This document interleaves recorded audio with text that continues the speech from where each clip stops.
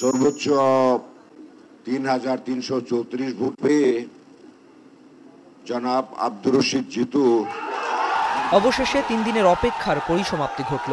৪০ ঘন্টার গণনা শেষে জাহাঙ্গীরনগর বিশ্ববিদ্যালয়ের ছাত্র সংসদ নির্বাচনের ফল ঘোষণা হয় শনিবার সন্ধ্যায়।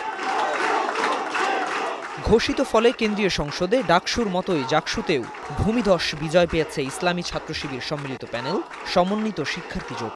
জিএস, এজিএস সহ ১৯টি সম্পাদকীয় পদের ১৫টিতেই এই জোট জয় তুলে নিয়েছে। ৩৩ বছর পর অনুষ্ঠিত জাকসু নির্বাচনে ভিপি পদে বিজয়ী হয়েছেন স্বতন্ত্র শিক্ষার্থী সম্মিলিত প্যানেলের আব্দুর রশিদ জিতু। জুলাই আন্দোলনে গুরুত্বপূর্ণ ভূমিকা রাখা এই প্রার্থী পেয়েছেন ৩,৩৩৪ ভোট। ২,৩৮৯ ভোট পেয়ে নিকটতম প্রতিদ্বন্দ্বী শিবিরের প্রার্থী আরিফুল্লাহ আদিব। সাধারণ সম্পাদক পদে মাজহারুল ইসলাম ৩,৯৩০ ভোট পেয়ে নির্বাচিত হয়েছেন। তার নিকটতম প্রতিদ্বন্দ্বী বাক্সাসের প্রার্থী আবু তৌহিদ মোহাম্মদ সিয়াম পেয়েছেন ১,২৩৮ ভোট।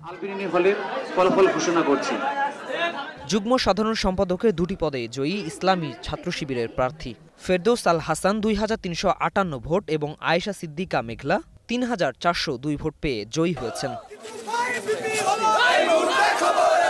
কেন্দ্রীয় সংসদের মোট ২৫টি পদের মধ্যে ২০টিতে জয়ী হয়েছেন শিবির সমর্থিত ঐক্যবদ্ধ শিক্ষার্থী জোটের প্রার্থীরা।